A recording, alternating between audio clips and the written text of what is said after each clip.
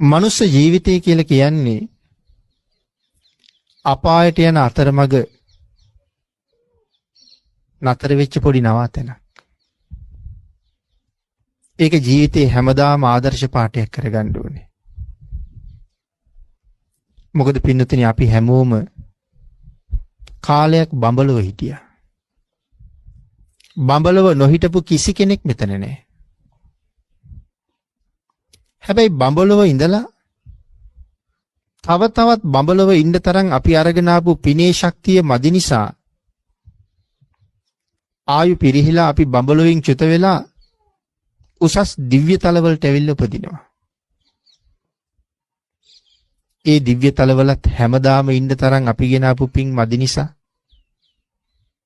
ඒ තැන් වලින් චුත වෙලා පහළට එනවා. පහළම දිව්‍ය තලවලට ඇවිල්ලා එහෙත් කරගත්ත පින් මදි නිසා එහෙන් චුත වෙලා මනුස්ස ලෝකෙට එනවා. මනුස්ස ලෝකෙන් පිට වෙලා යන්න අපිට තව කොහෙද තියෙන්නේ? ආපු විදිහටම යනවනම් තවත් ලෝක 4ක් අපි එනකන් බලාගෙන ඉන්නවා.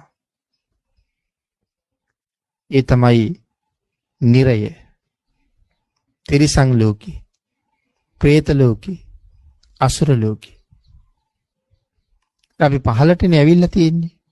බඹලොවින් දෙව්ලොවට ආවා. දෙව්ලොවින් මනුලොවට ආවා. මනුලොවින් සතර පායට තමයි යන්න තියෙන්නේ. ඒකයි මම කීවේ අපායට යන අතරමඟ අවුරුදු 60-70ට ගත්ත පොඩි විවේක කාලයක් මේ තියෙන්නේ කියලා. ලොකු කාලයක් නෙමෙයි. බොහොම සුළු කාලයක්. හැබැයි මෙතන ඉඳගෙන පුළුවන් පහළ යනවද? එහෙම නැත්තම් ආපහු හිටපු දිහාට යනවද කියලා තීරණය කරන්න. මේ නවාතැන් පොලේ තියෙන විශේෂත්වය ඒකයි. හැබැයි මෙතෙන්ට ආපු හුඟක් අය පහළටම යන්න තමයි වැඩ කරන්නේ. එයින් ඊටා සුළු පිරිසක් තමයි ඒක තේරුම් අරගෙන ආපහු ඉහළට යන්න. එහෙම නැත්නම් සංසාරයෙන් එතරටම යන්න උත්සාහ කරන්නේ ඊටාත්ම සුළු පිරිසයි. ඒ නිසා මනුස්ස ජීවිතය අරගෙන ඉපදුන කෙනා තමන්ගේ ජීවිතය පිළිබඳව හොඳ සැලැස්මක් හදාගන්න ඕනේ. මා විසින් කළ යුත්තේ මොකක්ද? මා විසින් නොකළ යුත්තේ මොකක්ද කියලා.